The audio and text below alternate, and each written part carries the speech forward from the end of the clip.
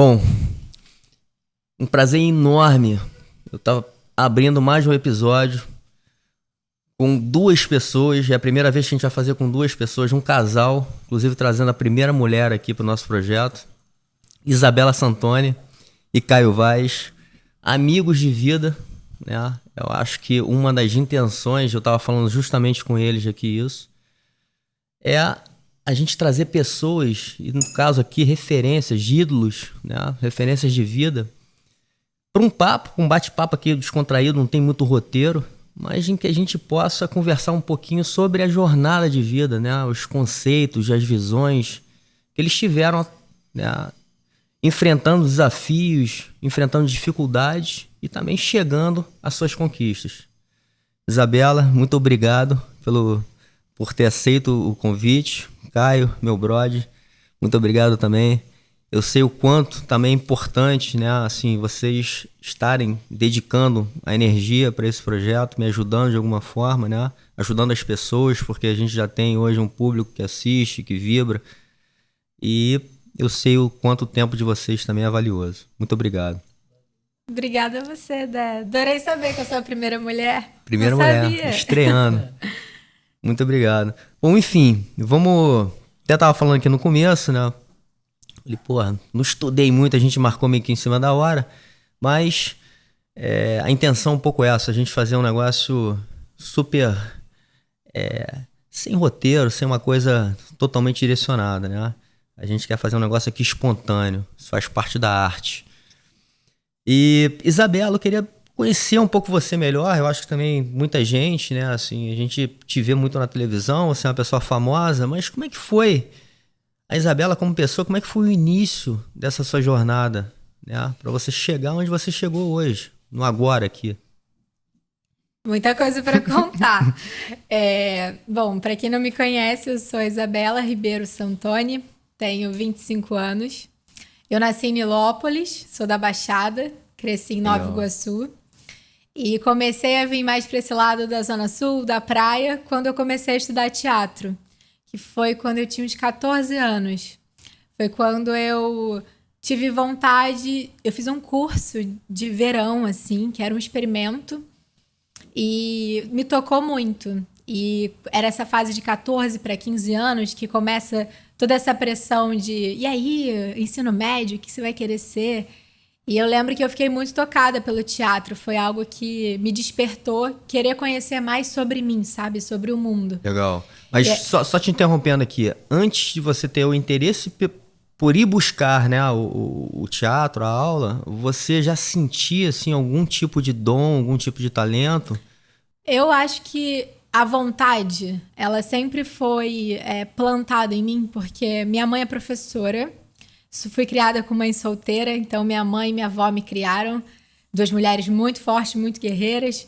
Sempre com todas as dificuldades que ela tinha, mas sempre querendo me dar o máximo de experiências possíveis para eu experimentar muita coisa. Assim, sempre fiz esporte desde muito cedo e estudei em escolas construtivistas, que são escolas diferentes das tradicionais, que valorizam o desenvolvimento do raciocínio, a criatividade. Legal. São escolas que te geram muito mais questionamentos do que você chegar com uma resposta, você saber. É menos exato, sabe? Então, desde pequena, sempre tive muitas aulas assim, na escola de desenvolvimento criativo, como teatro, tive aula de costura, aulas sempre ao ar livre, e minha mãe sempre preocupada de eu experimentar diversos esportes. Então, desde criancinha, fiz natação, fiz vários tipos de dança, ginástica olímpica, vôlei. Então, estava sempre experimentando, sempre fui muito de experimentar. E aí calhou que o teatro foi algo que, por orientação da escola, com 8, 9 anos, assim, a escola orientou como desenvolvimento, e é uma coisa que eu acho que todo mundo devia fazer. Caio teve também uma experiência no teatro. Sim. E eu acho importantíssimo para o desenvolvimento humano. Então, quem está assistindo a gente, se puder se experimentar, eu acho que é o máximo, porque a gente acaba conhecendo mais da gente. E aí eu lembro que com 14 para 15 foi um momento que eu falei, caramba, eu quero saber mais disso aqui. Foi uma das coisas que minha mãe me apresentou que me despertou. Legal. Até passando pro Caio, já que aproveitando esse gancho aí do Caio ter tido essa experiência também, como é que foi, cara, essa sua experiência com teatro? E por quê? Por que você quis fazer o teatro? Cara, foi interessante, assim, foi legal. Na verdade, eu comecei a modelar, né, antes do teatro, assim, com uns 10, 11 anos, o Sérgio Matos, que é um booker... Da mesma agência. É, a gente era da mesma agência. Já se conheciam nessa época, não? Eu conhecia porque ele era top model, né? Mas ele não me conhecia, não. Eu não conhecia a Bela, tipo, o Serginho foi lá e tal, eu comecei a fazer vários trabalhos, comecei a, tipo, ter uma carreira boa, assim, de modelo, tipo, eu era criança, né, eu tinha 11, 12 anos, mas, pô, fui pra Nova York fazer foto pra uma revista, tipo, super conceituada, a ID Magazine, uma revista de Londres. Sim. Enfim, fiz várias Vogues e tal, e aí o Serginho sempre falava assim, bebê, você tem que ir pro cinema, seu lugar é no cinema, não sei o quê. E, cara, eu era muito surfistão, assim, tipo, cara, só queria surfar e competir, eu amava o surf já desde muito cedo. E aí, com essa influência toda do Sérgio Matos, assim, eu comecei a fazer uns cursos de teatro. Fiz tablado, aí fiz Laura Alvim, fiz um curso de verão na Cal também. E fazer vários testes, assim. Mas, cara, juro, eu sempre era aquele cara na turma, assim, que era o último a ser escolhido pro trabalho em grupo, sabe? Por quê? Porque eu não era muito, cara, sei lá...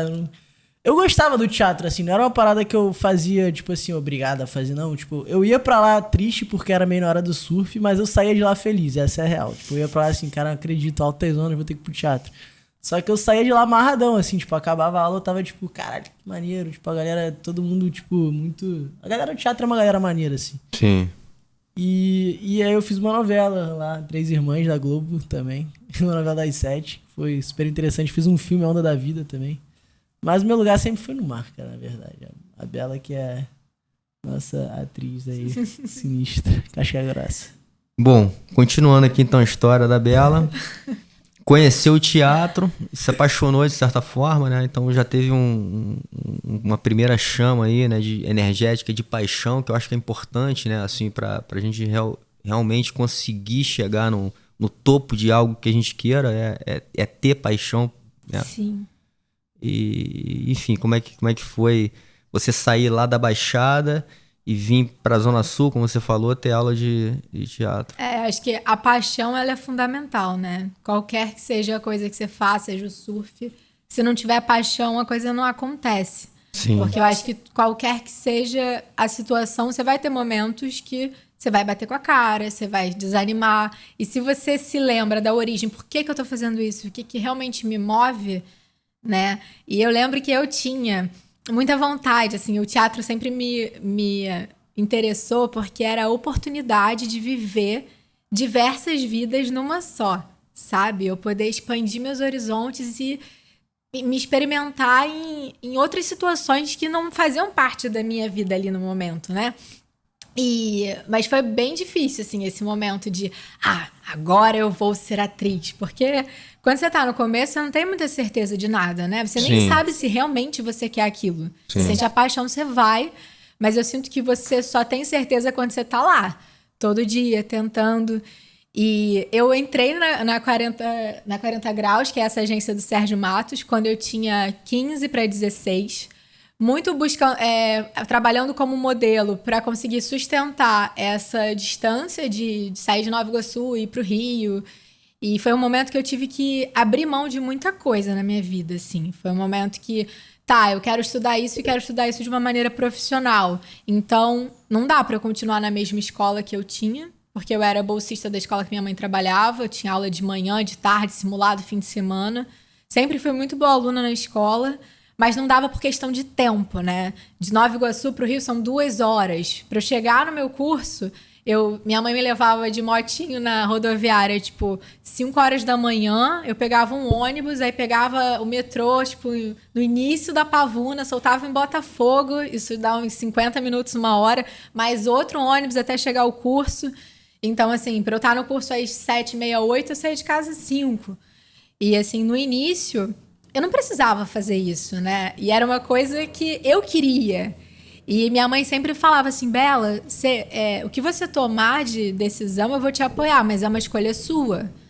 Você pode terminar a escola aqui, nessa segurança de Nova Iguaçu, que tem sua avó, uma escola perto de casa. E aí depois você toma essa iniciativa, né, que é o normal, você ir para uma faculdade e tal, ou você começa agora. Mas assim, acho você que vai passar pela dificuldade, saiba que você vai ter que fazer sacrifícios. E aí eu falei, cara, eu quero, eu vou. E Você acha, só te interrompendo, desculpa, mas você acha que, de certa maneira, esse seu background, né? E aí falando um pouco não só da sua família, né? Mas da região cultural que você nasceu, que você morou, de certa forma te ajudou nessa parte de guerreira, de você falar o seguinte, porra, cara, eu já tô num ambiente aqui que nada é muito fácil, né? Eu não conquistei nada aqui, desde criancinha, tão fácil. Então, isso de certa forma te deixou mais forte? com certeza, eu acho que o fato também de eu ter sido criada pela minha mãe e pela minha avó, né? Meu pai, ele foi presente na minha vida até uns 7, 8 anos e depois ele se afastou. E o fato de eu ter... A família do meu pai era daqui, do Rio. Então, e também foi fundamental para me dar esse apoio aqui, né? Entendi. Porque também acho que isso é muito legal de eu falar do apoio da família. Com certeza. De te dar uma base, né? Eu vim pro Rio, eu morei na casa do meu tio, na casa da minha avó paterna. Mas essa ausência do meu pai também, eu acho que foi... Hoje eu vejo assim, nossa, precisava lutar, sabe? Essa coisa do... É muito louco isso que você falou do guerreiro, né? Tem uma frase que minha mãe falava muito, que é: guerreiro não foge, guerreiro luta. E é uma frase que eu tenho mudado dos últimos tempos pra cá, porque eu acho que essa relação de quem vem de baixo, de relacionar o sucesso com sacrifício, ela é importante. Sim. Mas também é possível também ter sucesso com leveza, é possível, é importante que você tenha tranquilidade para você continuar caminhando. Sim. E eu acho que essa dureza lá de trás, ela é importante porque ela te tira do lugar que você tá, ela faz de você, caramba, eu quero mudar minha realidade, eu quero fazer acontecer, isso é muito importante. Mas também é algo que eu penso, é importante, mas calma aí, sabe? Não vamos ficar pensando que é assim, só na dureza que tem que acontecer. Eu acho e eu acredito, tô falando por mim, que a harmonia em tudo que você faz é importante, né? É o que a gente chama na arte marcial do yin e yang, né? Do negativo e o positivo. E esse equilíbrio o tempo inteiro. Porque às vezes eu falo até com alunos que têm às vezes algumas dificuldades, né? E ele fala, eu não consigo, não sei o que, eu já fiz. Eu falo, cara, seja um pouco mais generoso com você. Porque talvez não esteja justamente nessa energia que você quer colocar para você conquistar aquilo com tudo, com toda a força. Mas E o próprio jiu-jitsu, a gente trabalha a contração e o relaxamento. Contração e relaxamento. Então, muito interessante o que você falou, porque não é o tempo inteiro também na guerra, né? Porque a gente não consegue. E talvez nem seja muito bom também. Nem aguenta. Exatamente, a gente nem aguenta. Né? Você acaba se desgastando. O Orlando Kane, que você conhece também, que fala muito sobre isso, né? Você tem que fazer o que você quer fazer, mas poupando energia. Você tem que botar energia suficiente para fazer aquilo, mas você não pode gastar toda a sua energia para fazer aquilo. Você tem que, meu irmão, dosar a quantidade certa de energia. Fazer tudo com quase que o menor esforço necessário para você ter a sua energia guardada para, meu irmão. Sim, mas quando você vem de um lugar que a sua realidade é muito diferente de onde você quer chegar, você tem que dar tudo de si um pouco mais. Senão você não sai do lugar, exatamente. Sabe? Eu lembro que eu vivia dias, assim, eu tive 2 anos da minha vida, quando eu tinha, sei lá, 15, 16, 17 anos, que eu era disciplinadíssima. Era assim, não tinha... Eu não ficava batendo papo de bobeira na porta da escola. Eu tinha hora pro meu descanso, eu tinha hora pro meu estudo, eu tinha hora pra minha leitura. Eu estudava... Porque eu tive que abrir mão do ensino médio. Então, eu fui para uma escola estadual. Primeiro, eu estudei em Nova Iguaçu à noite. Depois, eu fui pro Rio estudar numa escola à tarde. Tive vivências completamente diferentes que foram fundamentais para eu ser quem eu sou hoje. Assim, imagina, eu era bolsista, mas era de uma classe média protegida ali da escola, tinha várias amigas com um nível social legal. Fui pegar metrô e fui para uma escola à noite com gente que trabalhava. Tinha pessoas de 50, 60 anos na minha sala, fazendo ensino médio com 50 anos. Adolescentes de 20 que estavam sustentando a família toda. Que ali pra mim foi um choque. Eu lembro que foi um choque muito grande de realidade, sabe? Eu não tinha ideia do que era o ensino público no Brasil. Eu não tinha ideia do que era você ter que sustentar uma família, se passar fome, sabe? E ali eu lidei. E eu lembro que teve uma cena muito forte pra mim que eu senti assim, caraca, a bolha estourou. Agora eu não tô mais na bolha da minha mãe protegida, sabe? Que eu saí da escola pública, assim, no intervalo deixei a mochila, sabe? Aí falando, Isabela, vai deixar a mochila na sala? Eu falei, qual o problema? Eu vou no intervalo, volto. Não, tá maluco, alguém pode te roubar. Eu falei, caraca. Agora eu tenho que tomar cuidado com a minha mochila. Agora se eu entrar no metrô, eu tenho que me defender se tem alguém do meu lado, se alguém vai me roubar, se alguém vai me apertar, me sarrar. Tem que... Sabe? Fui pro mundo. E aí quando você vai pro mundo, você... Tem que ir com uma carcaçazinha aqui, óbvio, né? A gente tem que dosar isso pra não virar uma pessoa dura ao longo do tempo, mas aquele momento de rompimento é tudo ou nada. Eu sinto que foi tudo ou nada mesmo. Você sai de uma zona mais confortável, né? E começa a viver uma outra experiência. E o que eu acho que você tá falando disso também é que essa vivência de experiências é muito importante pra nossa formação, né? Só se a gente ficasse num ambiente que a gente já conhece tudo, né, talvez a gente não evolua tanto. Voltando ali pro Caio, falando de novo o gancho aqui da família, o Caio, o que eu vejo, né, e que eu admiro até hoje, é uma base familiar que ele teve muito boa, né, Caio? Você pode falar muito bem disso, inclusive eu acho do teu início no surf, através da sua família, né, do apoio que você teve da tua família, e o tempo inteiro e até hoje, cara, é impressionante. E acho que é uma coisa assim que até me emociona, sabe? A gente surfou por acaso junto hoje, tava lá o Beto e eu remando do lado dele. Eu, tudo bem, Beto? Pô, quanto tempo? Tá tudo bem? Ele falou, meu irmão, não tem coisa melhor do que estar com vocês aqui agora. Não existe. Né? Então assim, porra, isso é demais, né, cara? Eu acho que então essa energia do irmão, da mãe... assim, é muito importante também, né? Por mais que a gente esteja falando talvez de uma coisa um pouco mais confortável, mas ele te dá uma base muito boa até para você, talvez, saber que você tá protegido, né? Sim, sem dúvida. Eu acho que lá em casa, assim, nossa família sempre foi muito unida, né? Meus pais, eu e Ian. A gente sempre foi uma coisa só, assim, e desde muito pequeno. Meu pai, ele sempre surfou, assim, desde moleque, mas ele nunca teve surf como profissão, assim, né? Ele sempre teve uma carreira mais tradicional, assim, conservadora, uma empresa pública e tal. Mas ele sempre me incentivou, assim. Eu lembro que desde pequeno ele falava, tipo, cara, se você quer fazer isso, se dedica a isso, sabe? Tipo, não vai surfar numa escolinha de surf final de semana. Você gosta mesmo de surf? Vamos procurar um treinador. Vamos, tipo, buscar uns campeonatos. E, cara, meu pai fazia planilha, tá ligado? Com 12 anos de idade, ele fazia planilha e me mostrava por que, beleza, você quer competir? Vamos correr atrás nos patrocínios e tal.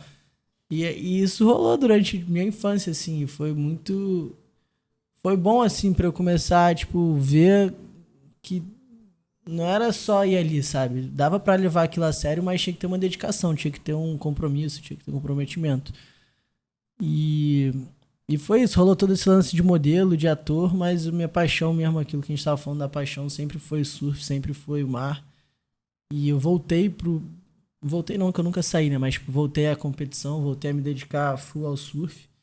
E comecei no stand-up junto com meu irmão, quando eu tinha uns 15 anos, assim. E o esporte estava crescendo muito, assim, no Brasil e no mundo, assim. Tinha um circuito mundial que devia ter uns 3 anos. E a gente começou a se dedicar muito, começou a treinar muito, começou a fazer coisa e usar pranchas, e usar equipamentos que ninguém fazia no mundo, assim. Foi um momento muito crucial do esporte. E acho que a gente pegou muito essa fase no início, assim, bilionária do esporte. Então a gente conseguiu crescer muito, assim, junto com as marcas que estavam crescendo no Brasil, com os shapers que estavam se dedicando a fazer essas pranchas, os campeonatos que estavam rolando.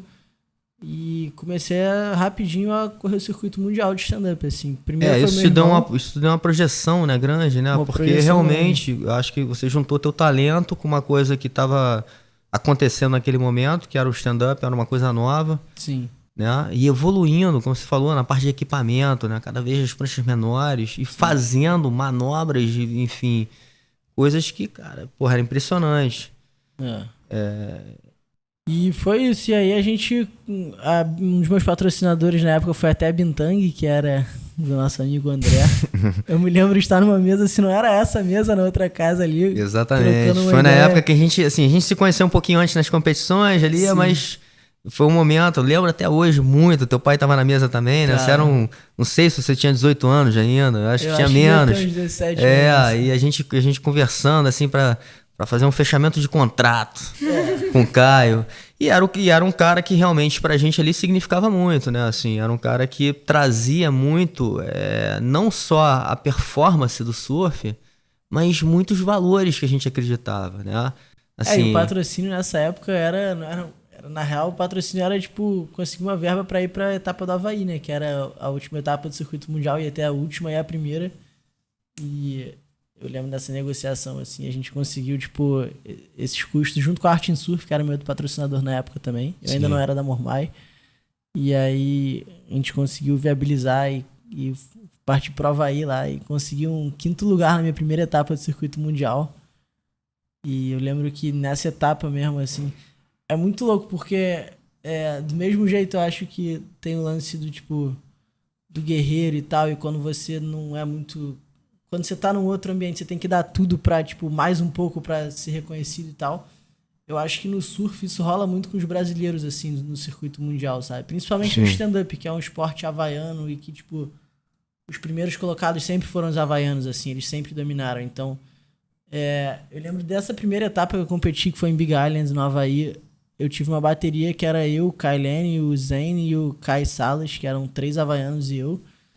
E eu lembro de eu ir pra essa bateria assim, cara, se eu quiser ganhar essa bateria, eu tenho que surfar, tipo assim, 3 vezes mais que esses caras. Porque, porra, eu tô no campeonato no Havaí, só tem havaiano. Eu, brasileiro, que, pô, minha primeira etapa, ninguém nem me conhece. Se eu chegar lá dando manobrinha, meu irmão, não vou arrumar nada.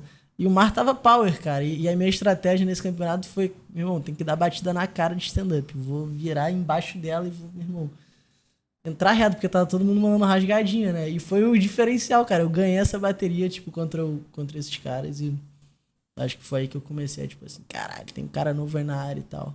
E você viu também que era possível, né? Você começou a entender. Eu acho que você, cara, assim, um pouco eu te conheço, quer dizer, um pouco. Já te conheço há bastante tempo, mas desde o início, a gente falava isso entre a gente, assim, até fora ali nas competições, falava assim, caramba, o Caio tem uma cabeça muito competitiva, né? Você tinha esse sangue nos olhos ali de, porra, meu irmão, eu ganho desse cara. O cara podia ser uma fera, não, eu ganho. Você tinha a convicção de que você podia ganhar desse cara. Desde muito pequeno. Esse desde lance muito do meu pequeno. pai tá junto desde muito novo e do surf... Desde muito novo, meu pai começar a me mostrar que o surf poderia ser uma profissão se eu quisesse. Não que ele me obrigava, mas ele mostrava assim. Ele falou, pô, vamos competir, vamos fazer isso, vamos fazer aquilo. Então, acho que isso fez com que o surf tivesse muito dentro do espírito competitivo, né? Tivesse muito dentro de mim, assim. E, cara, treinei com o Caio Monteiro, que foi um grande treinador da Seleção Brasileira de Surf, muitos anos, assim. Ele faleceu e até o dia dele falecer eu tava treinando com ele. Então, tipo, foram pessoas, assim, que eu aprendi muito, assim, esse lance de competição e de autoconfiança e de, cara, acreditar, cara. E não tem nada melhor do que você entrar na bateria e, tipo, conquistar alguma coisa, sabe? Principalmente quando você não é o favorito. Quando você é um cara que, tipo... E aí... eu amo competir, por isso que tá na veia. Voltando pra Bela, e é onde a gente parou ali, né? Quando você começa a fazer teatro, né? Sente que aquilo ali é uma paixão, né? E que você talvez possa viver disso, não sei se exatamente assim dessa forma, mas você também começou a entrar num universo bem competitivo, né? Assim, é muita gente, você começa a ver muita gente talentosa e você começa a sentir ali os primeiros, não digo medo, mas assim, porra, como é que eu vou me destacar, né? Ou como é que eu vou conseguir seguir em frente aqui num ambiente que é super difícil?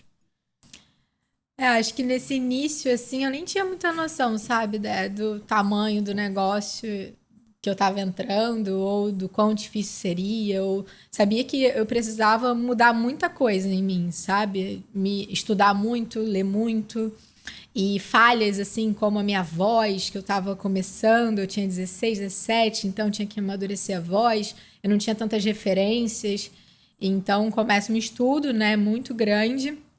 E muito não. Eu acho que você vai aprendendo com os nãos que você vai ganhando. Mas duas coisas aí. Primeiro é o seguinte, pelo que você está falando, o teatro, né, e você falou muito legal, né, assim, todo mundo deve fazer, é também uma jornada de autoconhecimento, né? Porque a gente acaba se conhecendo, né? A gente, de novo, a gente conhece um pouco nossas fraquezas e tudo mais. E a outra coisa é... E aí, voltando pro guerreiro, né? E obviamente, o guerreiro não é só o que sai na porrada, né? Isso é uma coisa que eu gosto até de reforçar, inclusive no meu projeto.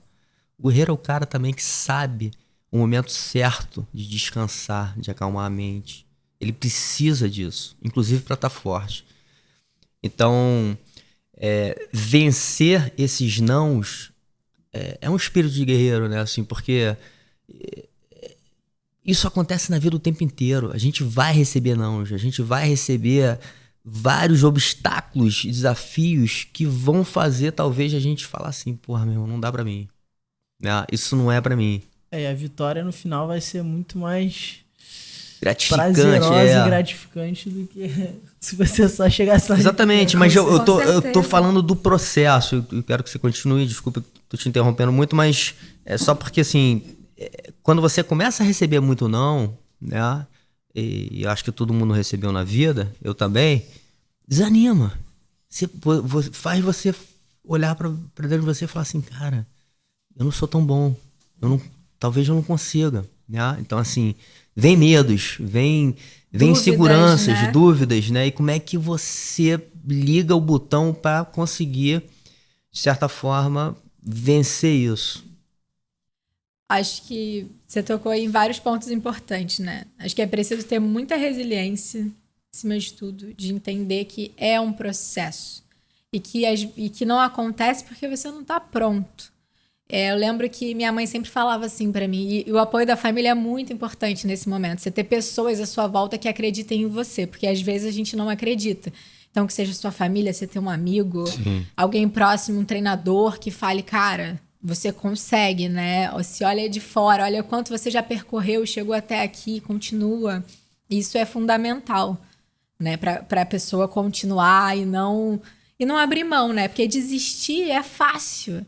Sim, né? É o caminho mais fácil.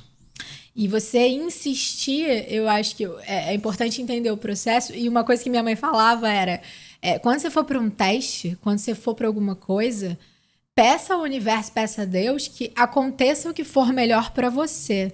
A gente não sabe o que é melhor pra gente, porque a gente acha que assim, cara, essa é a minha oportunidade, eu tenho que ir, vai acontecer. E quando você entende que existe algo maior do que você joga pro universo e fala assim, cara, que aconteça o melhor. E aí você começa a entender que tem coisas que não acontecem porque aquele não era o momento. Exatamente. Né? Eu lembro de um momento muito crucial na minha vida que foi que eu entrei para o ensino médio, né? Aí fiz um curso por indicação do Sérgio Matos de preparação técnica de ator, que durava 2 anos e meio. Era um curso de segunda a sexta, de 8 a meio-dia. Eu levava a escola, enfim, era muita aula. E aí, 6 meses antes desse curso acabar, no início do ano, eu já estava na 4ª vez que eu estava fazendo teste para Malhação. 3ª vez, eu acho, na verdade. A 4ª foi a que eu passei. Essa foi a 3ª vez. E eu cheguei lá com o diretor, sabe? No estúdio, na Globo. Eu falei, caraca, eu tô acabando o curso, tô ficando pronta, tô amadurecendo. E fiz um teste com o Daniel Filho pro Confissões de Adolescente, que foi um teste que eu lembro que demorou horas. Ele me deu um papel, assim, falou, lê aí. Agora olha pra mim e fala o que tá escrito. E eu fiz, então eu saí assim, caramba, tô sentindo que eu tô pronta, tô sentindo que eu tô madura. E aí eu ligava e falava assim, mãe, vai acontecer uma coisa ou outra vai acontecer. E nenhuma das duas coisas aconteceram. E foi, 6 meses antes do meu curso acabar. E eu lembro que ali, eu já tava, há 2 anos e pouco me dedicando. Foi um momento que eu falei, cara, isso não é pra mim. Não dá. Vou sair do curso, vou fazer outra coisa. Só que eu tinha me comprometido a tentar a atuação. Eu comecei com 16, 17. Eu falei, até os 22, eu posso me dedicar a isso com calma. Porque se não acontecer, eu começo uma faculdade com 27, antes dos 30 eu tenho uma profissão. Que a gente também tem essa coisa de idealizar, né? Aos 30 eu tenho que estar bem de vida. Sim. Tem um lado bom, né? Assim, porque você, de certa forma, você coloca metas, né? Agora, se você não cumprir, aí como é que você lida com isso, né? E recalcula, talvez, a meta, se você achar que que deva, enfim. Mas talvez seja importante também. Sim, e aí não aconteceu pra mim naquela época, só que eu ainda estava dentro da minha meta, né, dos 5 anos. E aí foi um momento difícil, continuei estudando, aí passei para a Unirio, que era uma faculdade federal de artes, porque eu também não tinha grana para pagar a faculdade, e eu tive que me dedicar muito para passar na faculdade federal também. E aí passei para o segundo semestre, não consegui entrar no primeiro, e aí no final desse ano, que eu tinha acabado o curso, entrado na faculdade, eu fiz o meu primeiro filme independente, que eu acho que foi ali que eu falei, caramba, agora eu sei o que é ser atriz. Agora eu sei que eu quero fazer isso o resto da minha vida. Que foi onde eu senti a experiência de passar por 2, 3 meses gravando, filmando todo dia, me preparando. E aí logo depois eu fiz uma série no GNT, que foi meu primeiro trabalho na TV, não foi Malhação. E depois eu fiz Malhação. E aí 1 ano depois eu entrei na Malhação. E aí eu olhei para aquele ano e falei, caraca, ainda bem que eu não desisti, porque eu não estava pronta. Não, e você entrou pra Malhação como uma protagonista na Malhação, tipo, mais... que eu nem sabia, mas, tipo, a Malhação da Bela, a Malhação Sonhos, foi a Malhação, tipo, mais sinistra de todos os últimos tempos. E a personagem dela era, tipo, a protagonista máxima. Então, não, tipo... eu tive a oportunidade de dar vida a uma personagem isso era uma coisa que eu pensava muito. Eu falava, caraca, eu sou uma mulher padrão, né? Tipo, lourinha do olho azul. Cara, vão me botar pra fazer a Patricinha, a Riquinha, que saco. E porra, eu vim de Nova Iguaçu, cara, eu quero mostrar outra coisa. E aí eu fui e peguei a Karina, que é uma personagem que é totalmente fora do padrão. É uma menina que tem uma aparência masculina, é uma menina que luta, né? Que pratica esporte, que ela quer ser lutadora, tem o preconceito do pai. Então, assim, aí eu comemorei mais ainda, que eu falei, putz, ainda bem, tinha que ser a Karina, não dava pra ter sido antes. Só que são coisas que você só entende depois que você passa. Sim. Né? Depois de 1 ano, sei lá, às vezes a gente demora até mais tempo pra entender. Quando você conseguiu chegar lá, né, a conquista, e assumir um papel que, como você tá falando, tinha certos desafios, dificuldades, como é que foi? Porque... você tem que entrar naquele... eu entendo assim que o artista tem que entrar muito naquele personagem, né? É uma... enfim, uma viagem interna assim, de transformação para você conseguir realmente interpretar aquilo ali que talvez não seja da sua personalidade, né? Eu acho que é a grande viagem do artista. Como é que o cara consegue se transformar, você falou isso no começo, em uma outra pessoa.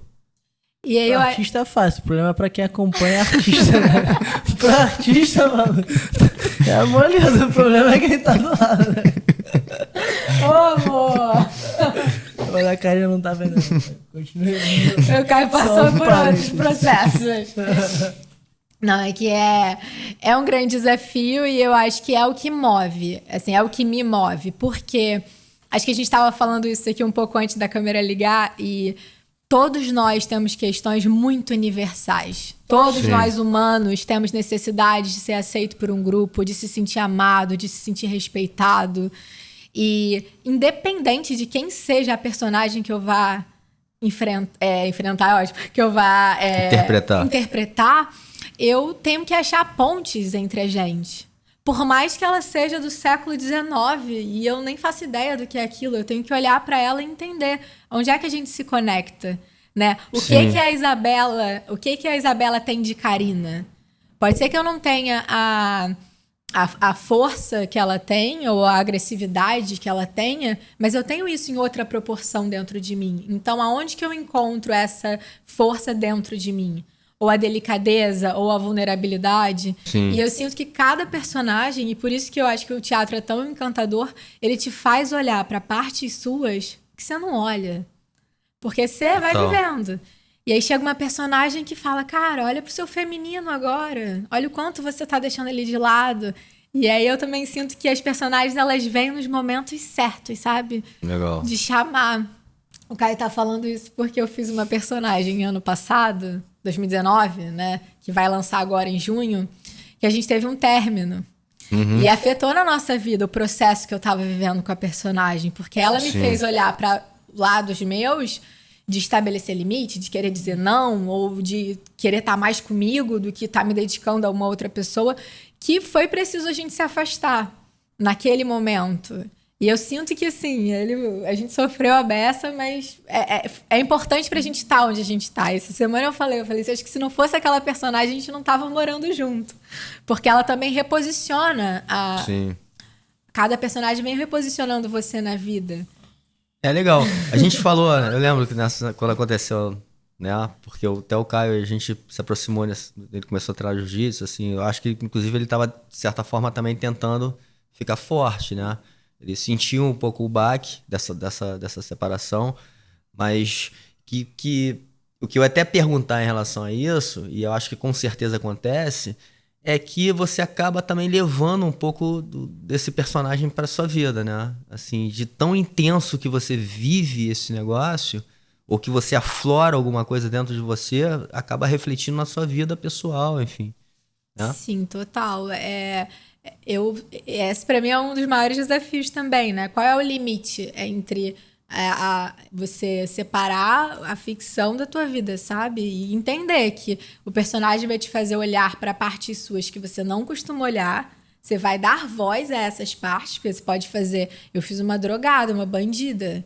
Eu não sou bandida, não tenho vontade de matar as pessoas, mas eu tenho que encontrar onde que é o que isso tem a ver comigo? Eu não vou mudar minha personalidade, mas eu vou olhar para lados que eu não olhava. E aí talvez isso gere mudanças, né? Acho que Sim. Você não vira o personagem, mas assim, o personagem desperta coisas em você que antes não despertava. E Caio, você sente isso assim no dia a dia? Você sentiu isso? Obviamente você sentiu nesse término, mas ao longo do processo, né? E o processo é contínuo, porque daqui a pouco ela tá fazendo outra personagem. Você sente de alguma forma, a Bela mudando como mulher pra você? Cara, esse ano, tipo, em 2019 foi mais complicado, assim, que realmente era uma personagem, tipo, era uma parada muito distante, assim, do real, assim, desde que a gente tá junto, ela fez mais uns 2 trabalhos, né? Fez Orgulho e Paixão e fez um filme, mas era uma coisa mais light, assim, eu acho que esse era uma série super intensa que vai até estrear na Amazon Prime aí, esse ano. E, na verdade, é que foi muito louco, assim, porque ao mesmo tempo que ela tava fazendo essa série, foi, tipo, exatamente no momento que eu e Ian, a gente tava indo pra Nazaré, competir um campeonato em Nazaré, então a gente tava em um momento muito complicado, assim. Os dois dropando ondas gigantes, cada um na sua vida, né? Eu participando exatamente. De uma série muito... né, de um canal que tá começando e que tá investindo muito, e é uma ficção brasileira, uma história real. Então tinha esse peso também de contar uma história que realmente aconteceu. E Caio indo lá se desafiar a fazer algo que ele ainda não tinha feito, né? Que era... Surfar Nazaré é gigante. E acho que, cara, foi tipo, mudou geral. A Bela, mas foi louco porque a gente não conviveu, por mais incrível que pareça, a gente não conviveu muito durante esse tempo que você tava fazendo a série. Porque, tipo, eu viajei pra lá, tipo, em outubro e tal, e acabou que a gente tava junto, mais distante, e aí... A gente terminou e a gente ainda tava distante, então tipo, foi uma parada que tipo, foi menos presencial. Foi mais assim, o pré, né? Foi mais o pré, mas com certeza a Bela mudou, tipo, ela começou a ter hábitos assim, tipo... Eu lembro dela me falando, pô, eu preciso ter hábitos noturnos, eu preciso dormir tarde, eu preciso acordar tarde, eu preciso... Que não é o meu lifestyle, né? Que não é, tipo, a nossa vida, assim. E foi necessário pra ela fazer lá e tipo, a série vai ser bizarra, assim. Vai ser, tipo, uma parada que talvez seja um trabalho da vida dela, eu acho, assim. Eu acho. Por enquanto. Também. Legal. E é isso. E a gente terminou e eu dropei a onda gigante também lá em Nazaré. Então, tipo assim, tá tudo explodindo ao mesmo tempo. Energia forte.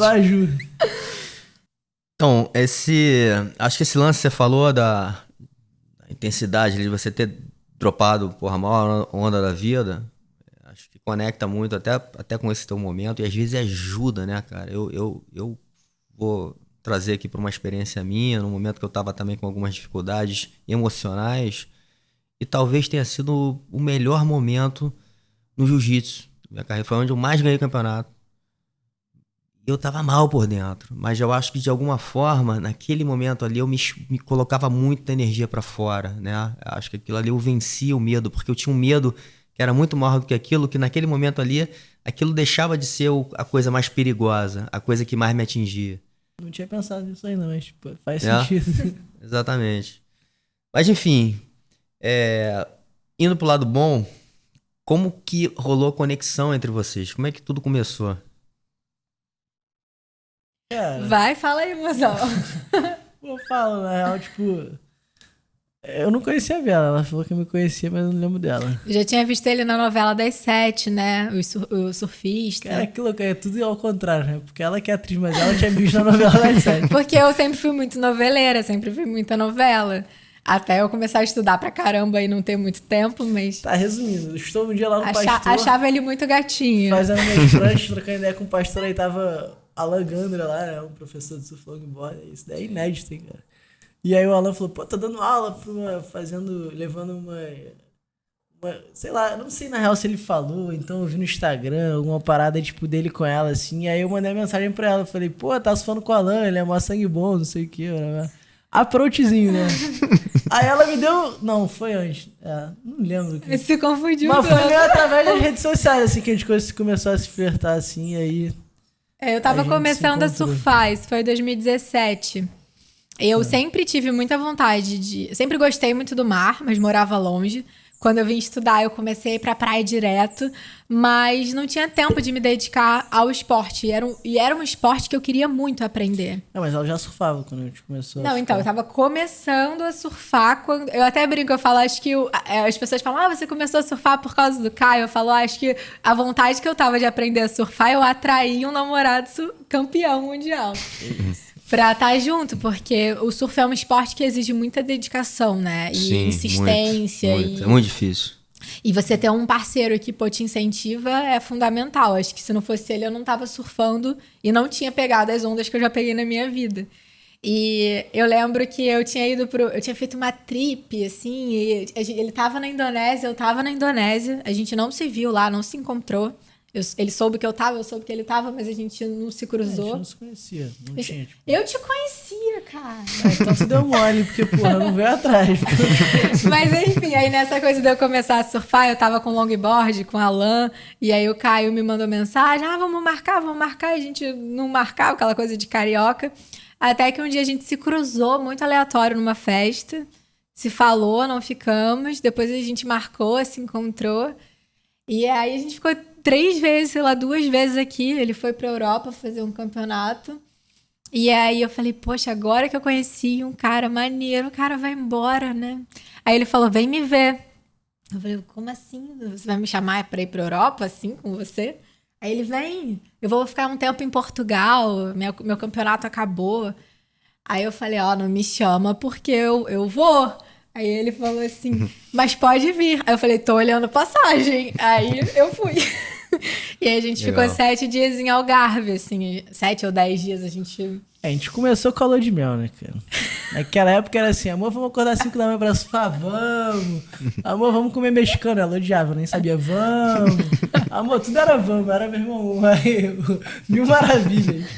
Mas enfim, vocês, acho que, principalmente a Bela, se conectou com um mundo talvez muito diferente do seu mundo profissional. Por mais que você já surfava, enfim, tinha alguma conexão com a praia, com o mar, ficou muito intenso nesse momento, né? Porque o Caio, eu acho que além de surfista, né, assim, intitulado um waterman, né, assim, cara, um cara... Faz tudo. Faz tudo dentro d'água, né, assim, então, porra, além do surf de pranchinha, o stand-up, a pesca...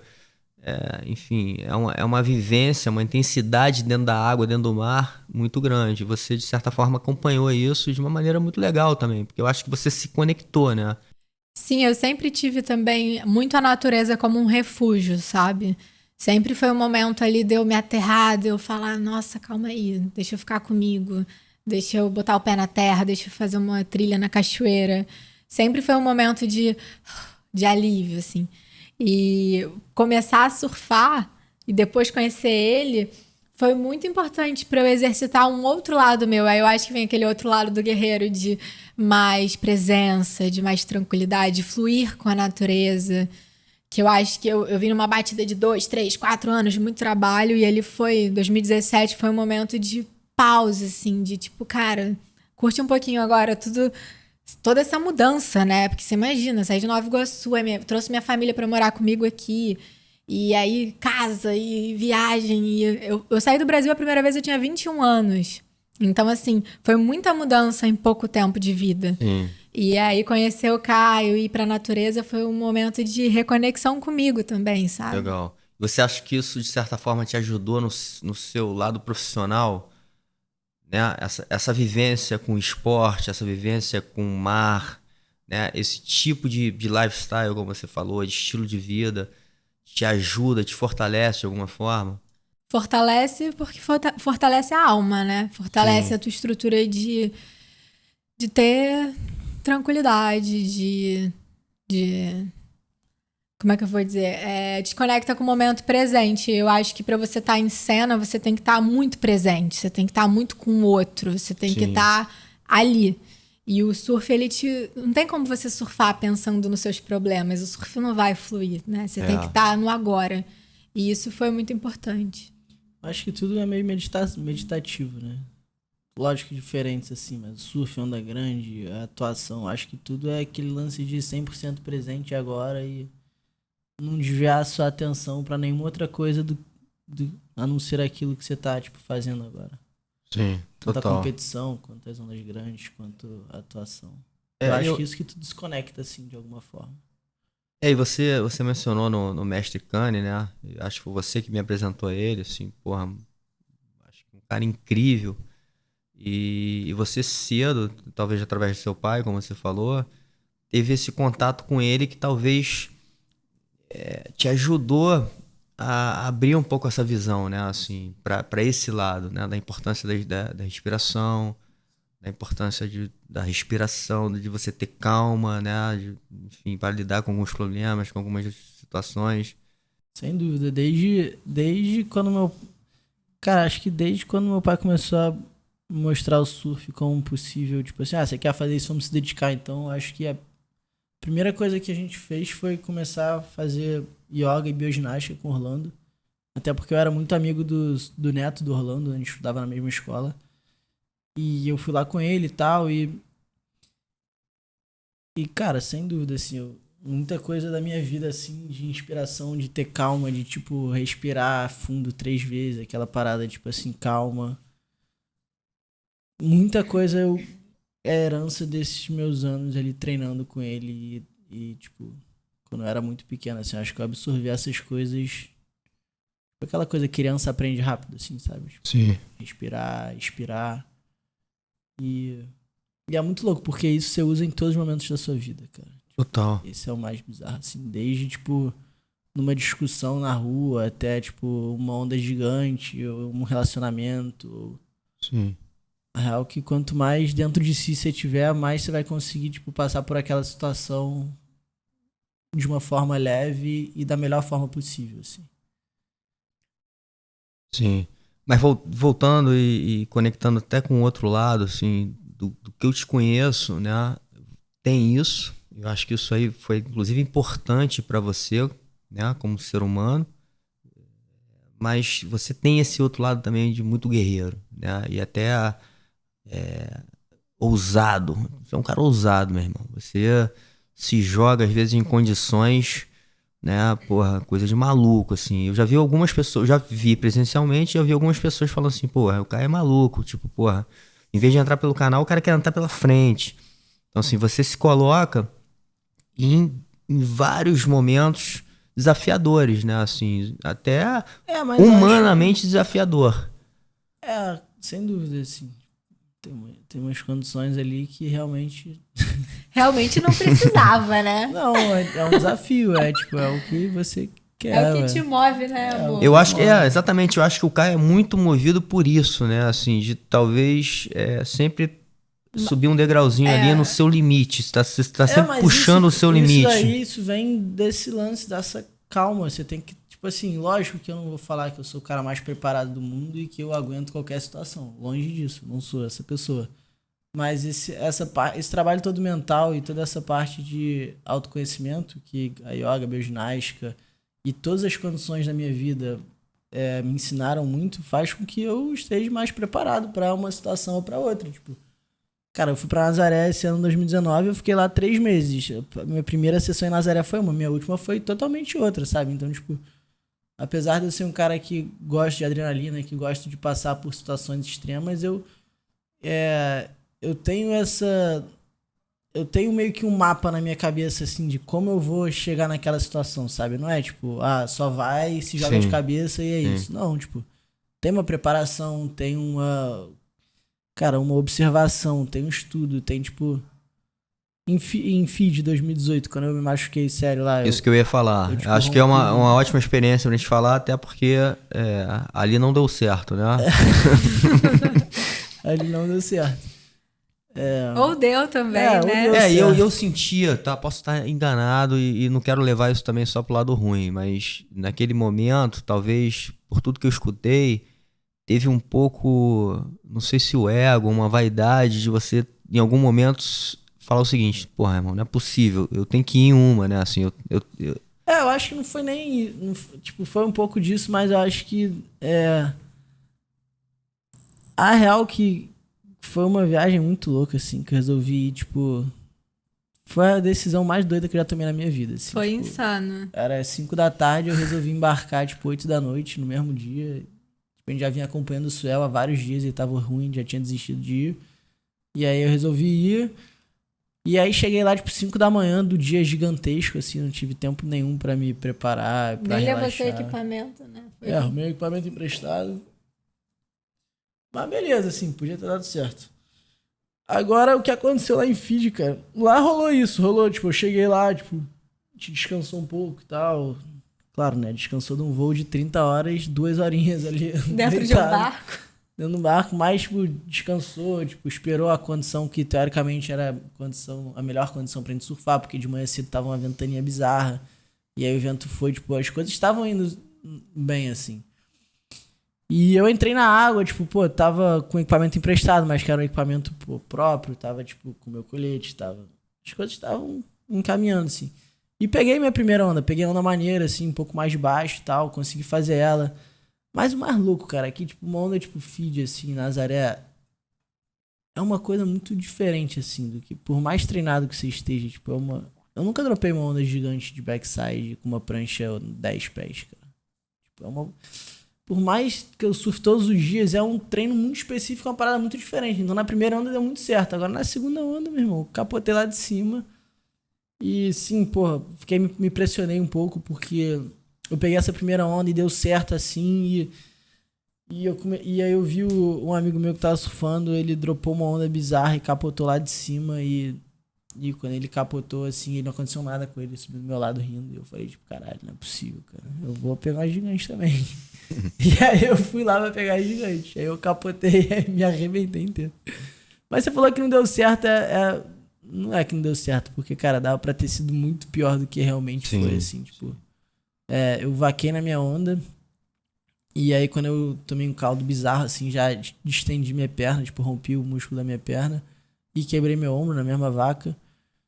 E, tipo, eu lembro de estar embaixo d'água, assim, eu tava com aqueles coletes que você puxa ele infla, eu puxei o colete, aí, tipo, o colete meio que saiu da minha cabeça, tipo, fiquei tomando um caldo dentro de um colete inflado, tipo, tava totalmente desnorteado, assim, como se estivesse numa máquina de lavar sem saber pra onde ir, pra colado e rodando, e aí eu consegui meio que tirar minha cabeça pra fora e sair da água, e quando eu vi a onda de trás, foi uma onda... Cara, foi a onda que o Ramon Navarro surfou, que foi a maior onda já surfada lá em Fiji, assim, uma onda gigantesca. E a onda quebrou na minha frente, assim. Tipo, por isso que deu tudo certo, na verdade. Porque se tu ver aquela imagem e você pensar que eu tava ali, você fala assim, meu irmão, não é possível que eu tô aqui agora, tipo, falando assim. Então, tipo... Eu não vou nem mentir que não, eu parei, me conectei e afundei, porque não deu tempo de fazer nada disso, assim, na real. Tipo, quando eu vi... Tipo, quando eu consegui entender o que tava acontecendo, eu já tava, meu irmão, sendo explodido de novo. E aí, mais caldo e tal. E aí me resgataram depois da quarta onda, assim. E acho que o meu subconsciente estava preparado, porque meu consciente não conseguiu pensar em nada. Acho que meio que talvez essa seja a lição. É uma vida de preparação, né?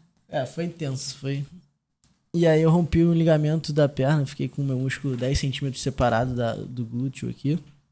E voltei pro Brasil e eu tive que fazer uma cirurgia e eu fiquei de cadeira de roda 2 meses. E aí fiz fisioterapia.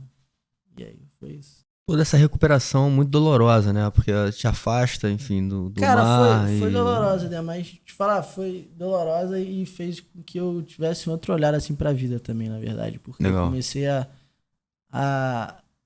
ver a vida de um outro lado, assim, uma outra perspectiva. Primeiro que, pô, eu fiquei tipo de cadeira de roda e conheci várias histórias de pessoas cadeirantes, assim, que passaram por acidentes e comecei a ver várias pessoas que vivem assim, que não estavam por fase temporária, que são assim, tipo, e tem uma vida maneira e que, tipo, claro, dentro das suas limitações, mas que tem desafios, que se superam, que transformam outras vidas também com as suas atitudes.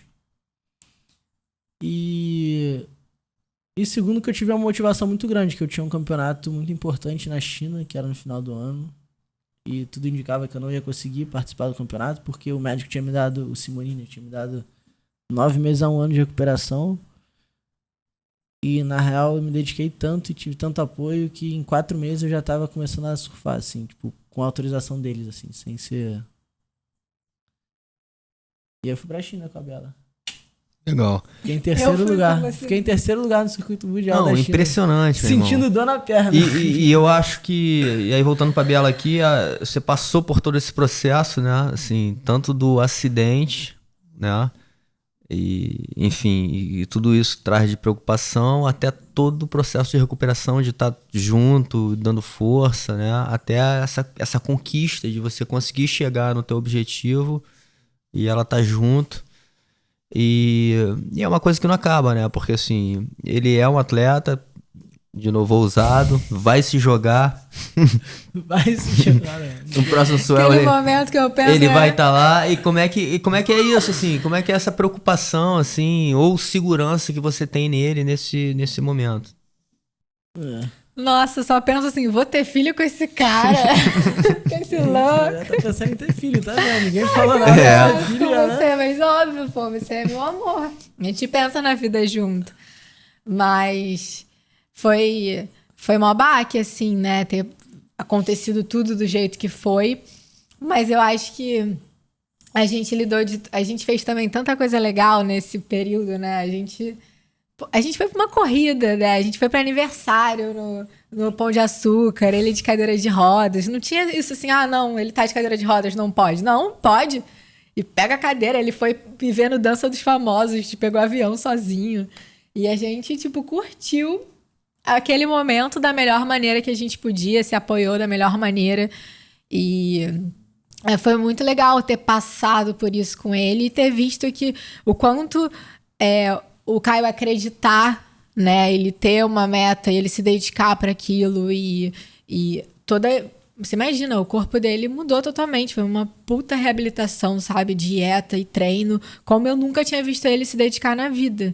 E poder estar lá na China com ele e ver tudo que aconteceu... Pô, foi um bronze, que já é um bronze, né? Não é qualquer coisa, mas com um gostinho de ouro, porque... Sim. Foi incrível, foi muito rápido, né? E eu acho que isso mostra o quanto que ele é comprometido e dedicado no que ele faz, né? Que ele se propõe a fazer algo, é isso, preparar o corpo para que, lógico, ninguém tá preparado para um acidente desse, mas eu acho que é o que ele falou, o subconsciente prepara, né? Eu sinto que o Caio, quando eu tô no mar com ele me ensina muito sobre controle da mente, sabe? A gente tive algumas situações de a gente nas Maldivas surfando, ou até aqui mesmo, fazendo tow-in na barra, dele me olhar e falar, respira. Sabe? Só lembro de respirar. Não se desespera, porque a nossa mente, ela toma, né? Sim. E Não, e impressionante, eu acho que várias pessoas devem ter ficado impressionadas. Eu fiquei, lembra da Marcele também ficando. Porra, você já tava dropando umas bombas ali que muita gente, meu irmão, né, não dropa, assim, com teoricamente pouco tempo de surf, né? Nenhum, né? Lógico que, porra, você tinha um excelente coach ali do lado, que vai te dar segurança, mas mesmo assim, mexe muito, assim, né? Principalmente com a cabeça. Então, assim, porra, a onda impressiona, né? Quando você se impressiona com alguma coisa, vem o medo, né? E aquilo ali te enfraquece de alguma forma. Então, assim, rapidamente você já estava sendo colocado em situações ali muito desafiadoras, né? Para um esporte que você não domina. Mas eu tento passar pra Bela esse lance, tipo... o exemplo mais claro disso é Nazaré, né? Porque você olha pra aquelas montanhas gigantes e lógico que todo mundo fica com medo. É mentira. Se alguém falar que não tem medo, é mentira. Você tem medo, mas você aprende a conviver com medo. Você aprende a, tipo, respirar e não deixar a sua mente te dominar. Porque você, tipo assim, lógico que você pode acontecer um acidente, pode acontecer tudo.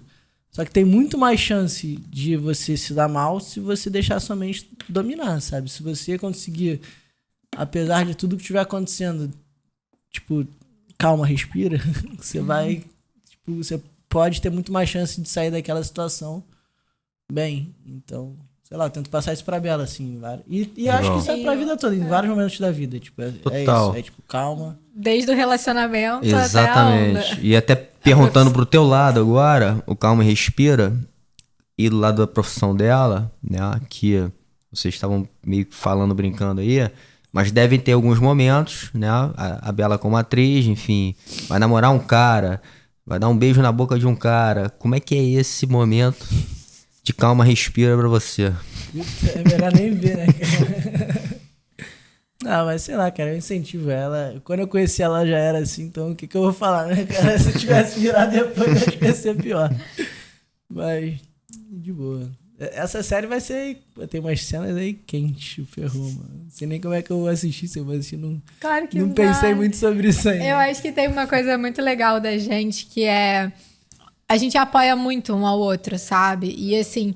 Eu sei que essa é a paixão dele. Como é que eu vou falar pra ele assim, não vai pra Nazaré não, que eu tô com medo de você morrer. Não, eu vou falar, pô, se prepara, cara. Vai treinar.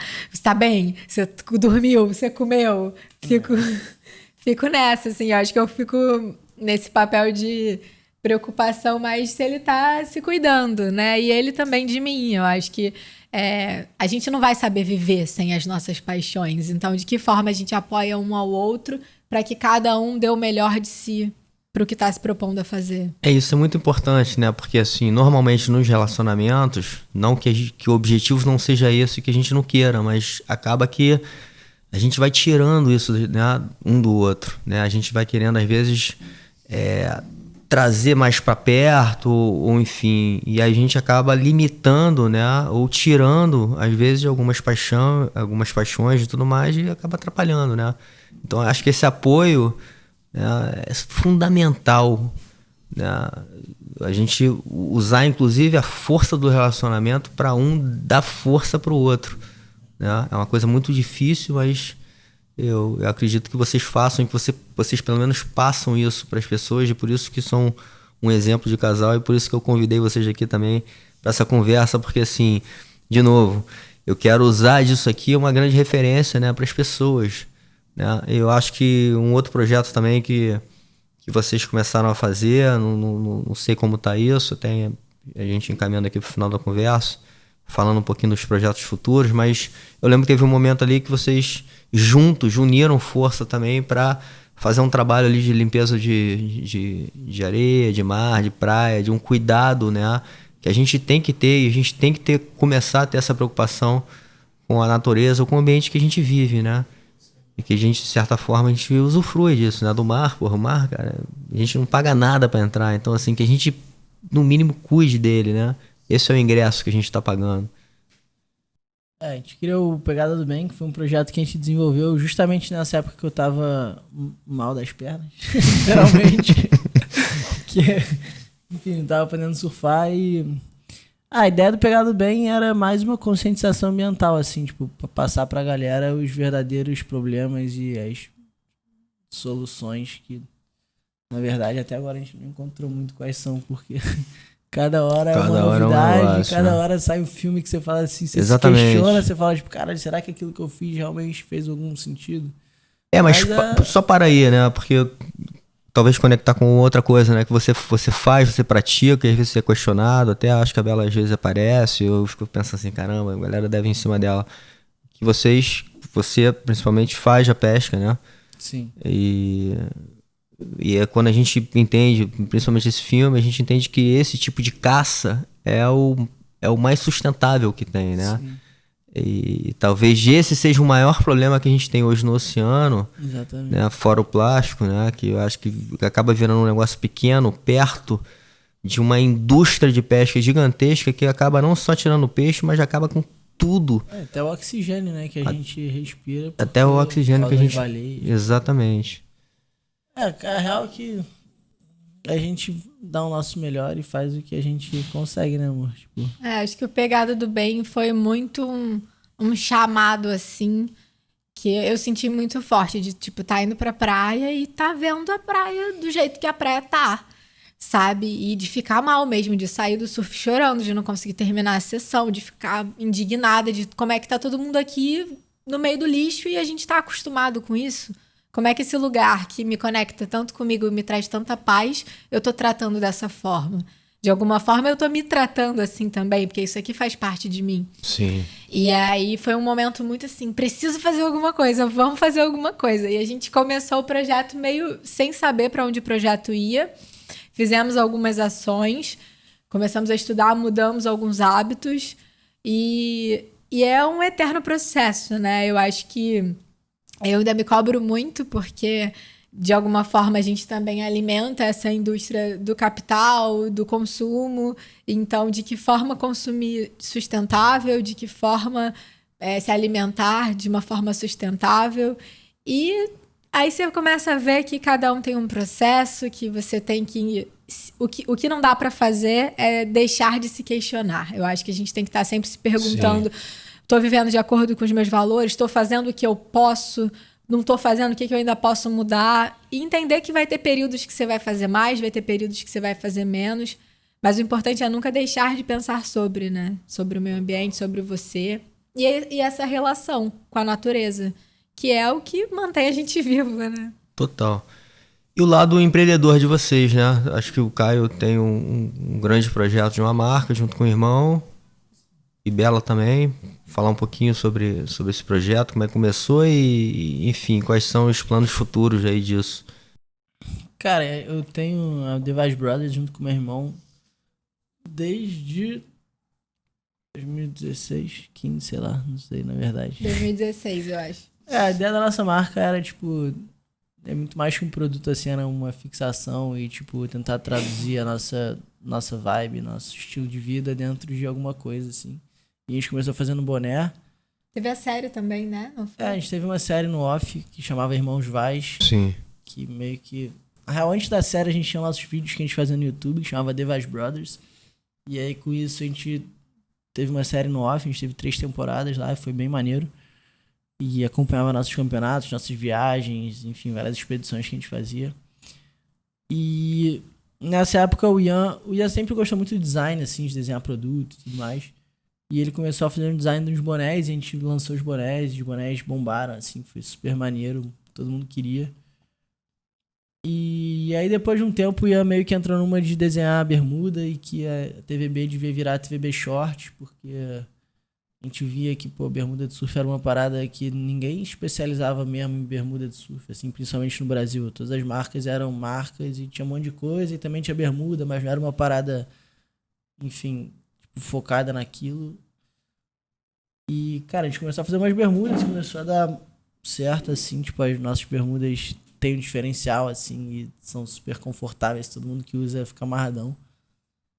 E acho que, tipo, desde o início da pandemia, na verdade, tipo, a nossa marca sempre foi muito atemporal, assim, sempre bombou muito no verão e meio que, tipo, viajava pra caramba no meio do ano, competia e tudo mais, e meio que não se dedicava a ela no inverno.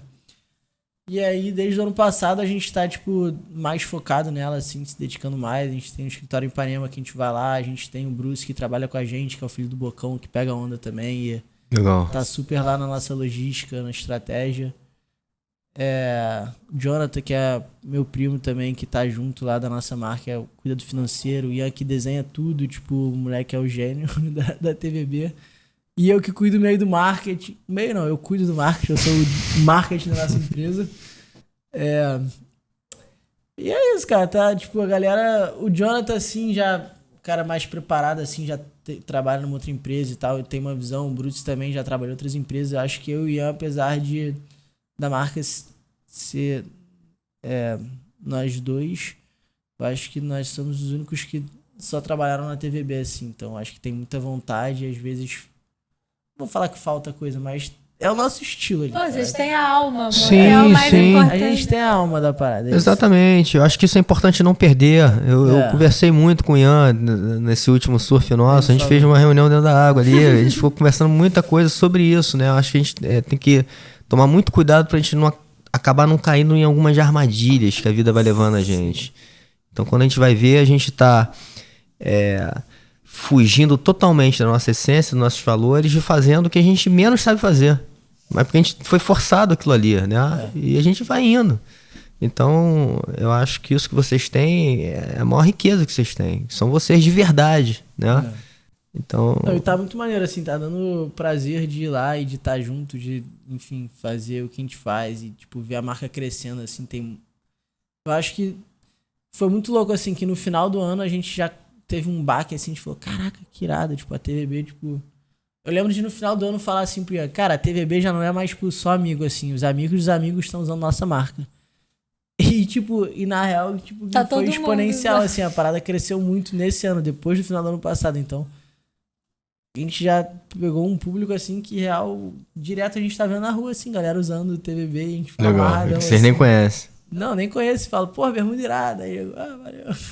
Aí, ó. E o Ian também criou um produto sensacional, né? Sensacional. Que é o Cold Short. Sim, Que eu muito acho bom. que conseguiu ali alinhar tudo que os meninos vivem diariamente, Exatamente. que é toda essa paixão pelo surf, tá ali dentro da bermuda, né? Como é que Total. essa conexão, eu acho que foi uma grande chave do ano passado. Se foi ano retrasado, foi em 2019 isso. Ele lançou a Cold Short, que foi a primeira bermuda do mundo a dar previsão das ondas. A gente tem um QR Muito Code na animal, bermuda. muito animal. Muito criativo e, porra, como a Bela falou, tá muito dentro do ambiente do que vocês vivem, do que a gente precisa, né?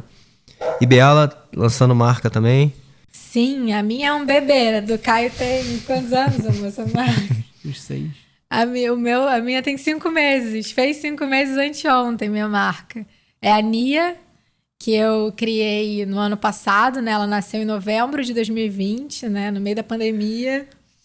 E é um projeto que eu estou desenvolvendo junto com a minha mãe, que eu já estou também há 1 ano e meio, 2, me preparando para lançar, né? Que eu acho que isso é muito importante, que as pessoas Sim. veem a coisa nascendo e não sabem quanto tempo tem ali por trás, né? Eu sempre tive vontade de empreender, de ter um negócio paralelo à minha profissão, porque pela minha profissão ter essa instabilidade, né? Sim. De horas ter mais trabalho, horas ter menos. E eu sempre gostei desse lado criativo, de expressar valores, né? Eu acho que seja através da atuação, seja através de uma propaganda que eu faça, seja através da minha rede social. E a Nia é essa expressão desse valor maior que é o do feminino, que aí conversa com o meu feminino, com o da minha mãe, e todo esse processo que a gente vive juntas, né? De eu me tornando mulher, que eu acho que tem muito disso também, e eu entendendo qual é o meu papel como mulher hoje, o que eu influencio as mulheres que me seguem, Total. né? Você tem uma responsabilidade hoje, né? Assim, por mais às vezes até que, pô, não quero ter, mas você tem já. Isso é uma coisa que a vida te deu, né? E como é que você faz disso algo positivo, né? É uma coisa que eu busquei sempre desde muito nova, que eu acho que desde os 16, quando eu rompi aquilo no ensino médio, vou estudar, vou ter responsabilidade que não preciso, mas ao mesmo tempo sempre foi algo muito natural pra mim. E a profissão, a mídia, né, a fama, ela te traz uma projeção que aí você não tem como não ter a responsabilidade, né? Você vai afetar outras pessoas, seja através do Pegada do Bem, o quanto eu sei que a gente movimentou e despertou, plantou uma sementinha em várias pessoas que seguem a gente, que também tem essa paixão pelo mar. Como agora criando essa empresa, que é uma empresa que eu me proponho a comunicar para todas as mulheres. E tá sendo um desafio, assim, eu ainda tô entendendo, né? Consegui já lançar ela dentro de um formato que eu tô muito feliz de ter. A gente faz moda praia, a gente tem do PP ao GG, as peças são mixadas, a gente quer dar liberdade de escolha para a mulher, as peças são dupla face, buscando ter essa versatilidade de não ter que ser uma coisa só, sabe? E ainda tô entendendo sobre o meu produto, ainda tô entendendo sobre o meu público, mas sempre trazendo essa mensagem das mulheres se questionarem o lugar que elas ocupam, por que a gente está fazendo o que a gente faz, Por que não fazer diferente? E, enfim, acho que é um projeto de vida, assim. Muito legal. E tá muito conectado com a sua verdade, né? Com o seu propósito, com o que realmente você quer passar, né? Não é uma coisa só para fazer dinheiro ou uma jogada de marketing. É realmente uma coisa que você quer, de certa forma, passar uma mensagem pro mundo, né? Acho que, graças a Deus, hoje em dia... graças a Deus não, acho que tudo que eu fiz na minha vida nunca foi movido pelo dinheiro, sabe? Foi muito pela paixão. E o dinheiro sempre foi uma consequência, assim. Legal. E graças a Deus, as coisas sempre deram certo. Mas... é isso, né? Acho que se não tem paixão, não tem dinheiro. Não adianta você. Se for caçar no dinheiro, uma hora você não aguenta. Verdade. Tem que ter algo maior. E isso que você falou, a gente estava falando dos meninos, tá sempre pensando nos valores. Né? Hoje, antes de eu vir pra cá, eu tava fazendo uma reunião com a minha mãe, tipo, pra onde a gente vai? Porque, calma aí, vamos olhar lá quando a gente começou, o que a gente tava querendo, o que a gente se perdeu, Sim. Vamos recuperar. Então, tá sempre alinhado com o que você acredita, isso é fundamental. Muito bom. Legal. Projetos futuros do casal, vocês já falaram de filhos, o que mais vem por aí? Filhos não, filho é um projeto a ser adiado. A gente não pensa nisso, não. A gente tá vivendo uma fase muito legal, né, amor? Que a gente tá morando junto. Não pensa, vai. Que já é uma nova experiência, né? Bem diferente, né, cara? Quando vocês desde começam o ano passado, assim, a Bela me enganou, falou que a pandemia e tal, se a gente podia ir pra um lugar assim, ficar nós, porque tinha um padrasto dela que tinha acabado de fazer um transplante e tal. Aí veio com esse papo assim, não, vamos alugar um lugar pra gente ficar durante a pandemia. Aí eu, beleza, vamos. Aí quando viu, mano, já fechou o contrato de 30 meses, já tá amarrado. Mas foi legal, eu acho que foi um processo que foi amadurecendo também. Não foi uma decisão assim, agora vamos morar junto. Foi por uma necessidade, né? A gente já namorava 3 anos, a gente teve um término, a gente voltou. E aí entrou a pandemia e eu, pelo menos, estava sentindo falta da gente ter o nosso lugar. Por mais que a gente tenha uma família muito maneira, eu amo a família do Caio, eu sei que o Caio ama a minha família, a gente se dá todo muito, muito bem. Mas chega uma hora que você quer ter o canto do casal, né? Você quer ter ali teu lugar. E aí a gente meio que alugou e caímos aqui, vizinhos seus. Somos vizinhos, meu irmão. E apaixonados. Um lugar incrível, né? Assim, que tem muita conexão com tudo isso que a gente acredita. Eu acho que o lugar... Eu não sei se a gente gostou mais da ideia de morar junto ou de morar aqui. A gente morou nos 3 Airbnbs e agora estamos aí com esse contrato longo, assinado, de morar junto. E muito legal isso, de estar nessa responsabilidade de estar junto como casal. Que aí acho que volta para aquele lugar de respeitar a individualidade de cada um. Sim. É um desafio também, né? Tipo, é diferente morar junto. A gente nunca tinha morado sozinho. Eu não tive essa oportunidade de morar sozinho, o Caio não, só quando viaja. A gente até tava se perguntando assim, eu falei, caraca, tá um silêncio aí, cara, a gente não tem nada pra falar, né? Porque a gente já tá morando junto, a gente já tá junto o tempo inteiro, cara, não tem mais nada pra falar. Tipo. Aí você fica pensando assim, tem que relaxar e viver, né, mano? Deixar as coisas. O Caio, ele é muito agoniado, né? Ele não consegue ficar parado. Eu falo, amor, curte o silêncio é tão bom, cara, fica só tranquilo. E ele quer, não, vamos fazer uma trilha, vamos fazer alguma coisa. Eu falo, mozão, vamos com calma. Mas isso, todo dia uma descoberta nova e estamos vivendo aqui muito feliz de estar morando aqui nesse lugar. Muito bom.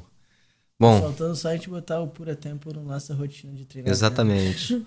Já faço esse convite. Caio já veio aqui, já vem de vez em quando. Defesa pessoal. Fazendo treino, mas convido também a Bela, porque a gente tem essa turma de meninas também, ou particular, enfim.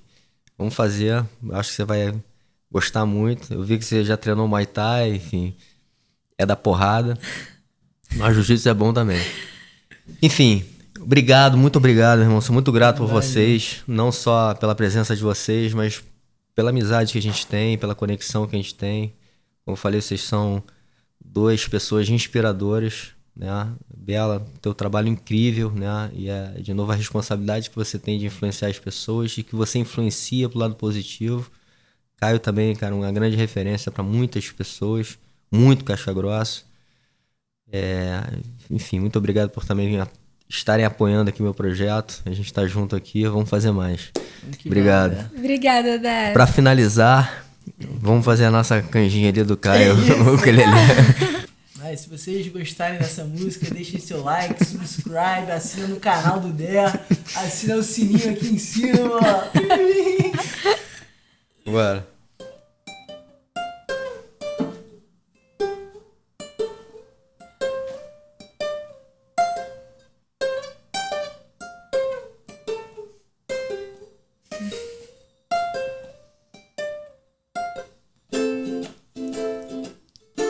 Canta aí, Neto, que é a música, pô.